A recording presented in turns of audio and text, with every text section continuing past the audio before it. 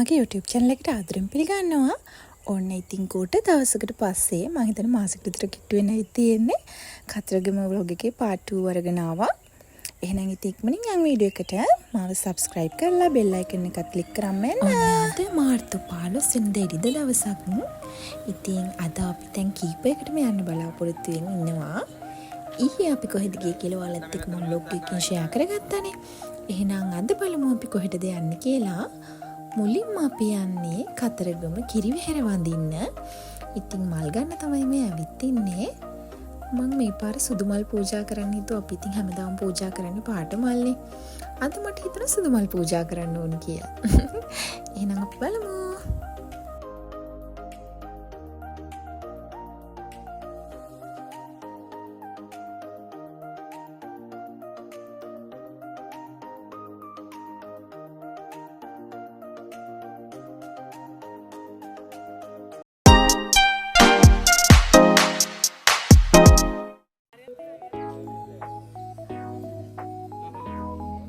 අද ඉරිද දවසක් නිසා අද ගොඩක් සෙනග ඉන්න පුළුවන්.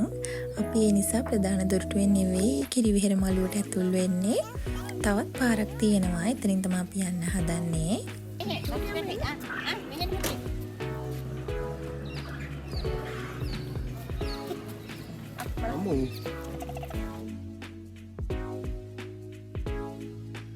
දැන් වෙලාව උදේ 6ට 6:30ට විතර ඇති. මේ වෙලාවේ නම් ගොඩක් සෙනග හිටියේ නැහැ. ලස්සනට පායලා තියෙනවා. හරිම මුතු හැංගීමක් දැනෙන මේ වගේ තැනකට ආවම අපි එහෙනම් ගිහිල්ලා බලමු.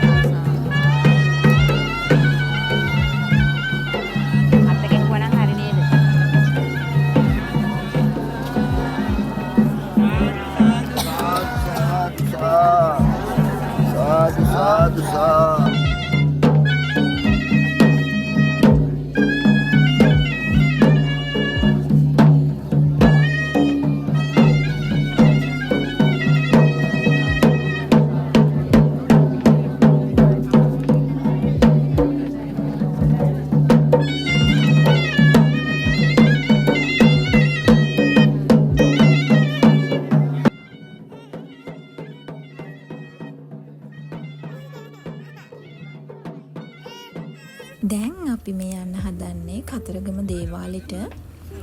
කිරිවෙහෙර ළඟින් යන්නත් පුළුවන්. ඒත් අපි වාහනේට ඇවිල්ලා යනවා. මොකද ටිකක් දුර යන්න තියෙන නිසා. බබාගේ පූජාවක් තියෙනවා බාරයක් ඔප්පු කරන්න. ඉතින් ඒකට පළතුරු පූජාවක් දෙන්න තමයි අපි දේවාලෙට යන්නේ. එහෙනම් ගිහින් බලමු.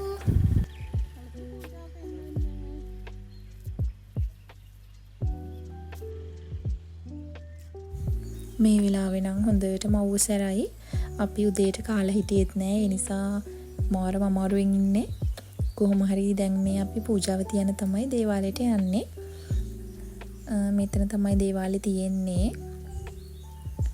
අද ඊයේ දවස නිසා ගොඩක් කට්ටිය ඉඳීත් දන්නේ නැහැ. ඒ නිසා තමයි අපි උදෙන්ම ආවේ. එහෙනම් අපි ගිහින් බලමු දේවාලේ ගොඩක් කට්ටිය ඉන්නවද කියලා.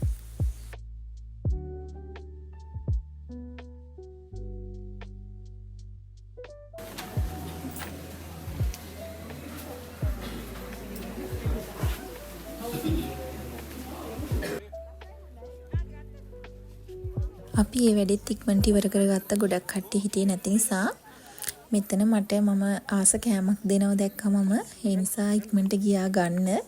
බඩගින්නෙත් නේ හිටියේ. ඒ නිසා ඉක්මනට කෑම එකක් අරගෙන ආවා. මම මාරසයි මේක කන්න. කවුද මේව කාලා තියෙන්නේ? ආසයි කමෙන්ට් එකක් දාන්න යන්න.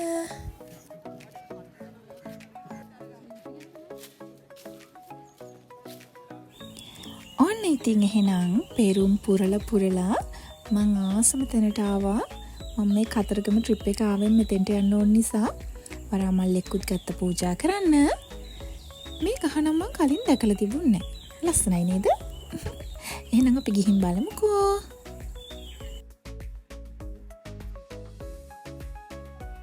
මං මාර ආසාවෙන් හිටපු තැනක් මේ යන්න කතරගම කැලේ දේවාලය. ඉතින් කතරගම ඉන්න අය නම් දන්නවා ඇති. කතරගම යන හැමෝම වගේ මෙතනට ඇවිත් යනවා. පුදුම හාස්කම් තියෙන තැනක්. මාරම ලස්සනයි. ඉතින් ෆොටෝස් වීඩියෝස් වලින් දැකලා තමයි මම මෙතෙන්ට යන්න ආසාවෙන් හිටියේ. ඉතින් එදා ඒ ආසාවත් මං ඉෂ්ට කරගත්තා.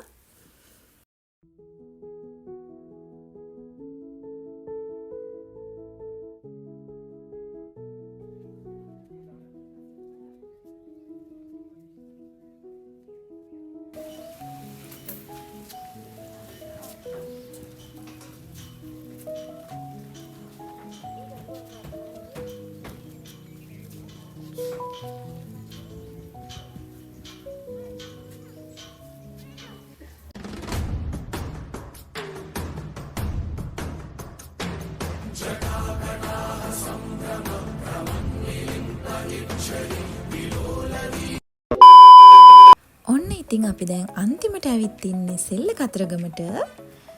මේ කඩවල් ටික දැක්කම නම් මට යන්න හිත දුන්නෙත් නෑ. කෝක ගන්නද කියලා හිතා ගන්න බැරුව හිටියේ. මේ මලුත් මාරම ලස්සනයි. මේව හදලා තියනවා කිව්වේ තල් කොළ වලින්.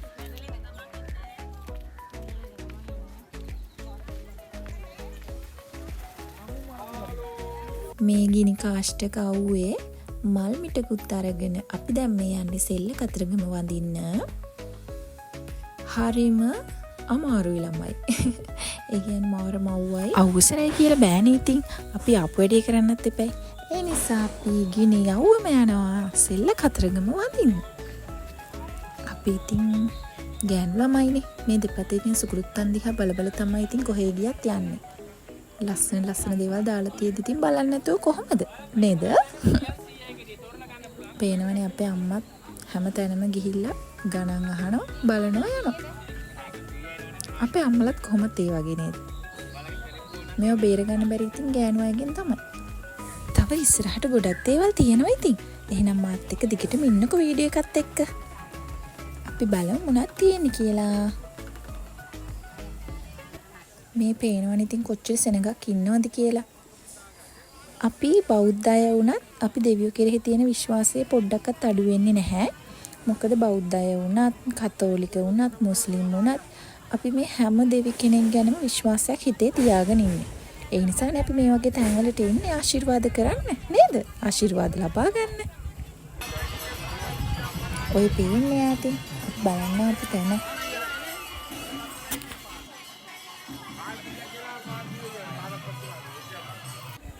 පැරණි විශ්වාස තියෙනව නේද? අබතෙල් පහන් පත්තු කරාම අපේ අපල දුරු වෙනවා කියලා.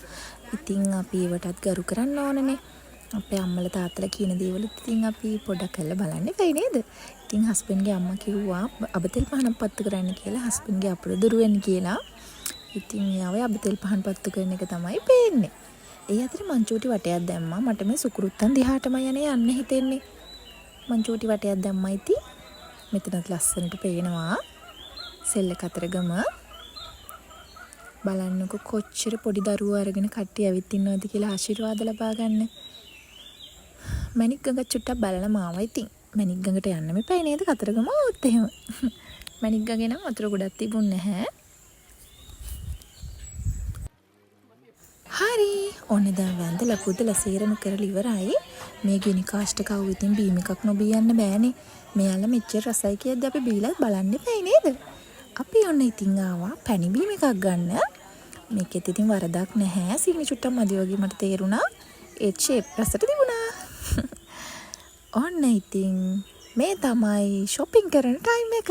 husband ගේ අම්මයි මා ඉතින් පොඩ්ඩක් අර මේ දෙන දුදුල් කෑලි හැම චුට්ටක් try කරලා බැලුවා. රස තැනකින් තමයි අපි ගන්න හිතුවේ. ඔන්න ඉතින් මම එලවලු ටිකුත් ගත්තා අරන් යන්න. මේ වගේ ලස්සන ඒ වුණාට අනේ මේවා නම් කිසිම අඩුවක් නැහැ. අපි හිතනවනේ දැන් සෙල්ල කතරකම බඩු ලාභයට ගන්න පුළුවන් කියලා.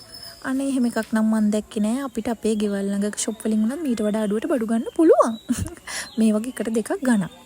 ඒ වුණාට ඉතින් ගිය වෙනුවට අරගෙන ඉන්නත් එපැයි මොනවා හරි. අනේ ඉතින් එතනින් ගන්න තිබ්බ හැම සුකුරුත්තමක්ම අරගෙන අපි දැන් මේ ඇවිත් ඉන්නේ දවල්ට කෑම හදාගන්න තැනකට. එතනත් ලස්සනයි ලොකේෂන් එක පේනවනේ. ඉතින් අපි දැන් කෑමත් අරගෙන හවස ගෙදර පිටත් වෙන තමයි හදන්නේ. වීඩියෝ එකක් දැන් ඉවර කරන්න නම් වෙලාව හරි. මේ දවස් දෙක පුරාවට මෙතින් ලස්සන මතක ගොඩක් මං අලුතෙන් එකතු කරගත්ත මගේ ජීවිතේට.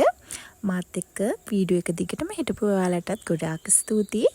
තවත් අලුත් ලස්සන වීඩියෝ එකක් අරන් එනකන් හැමෝම පරිස්සමින් ඉන්න. එහෙනම් මං අදට ගිහින් එන්නම්. බයි බයි.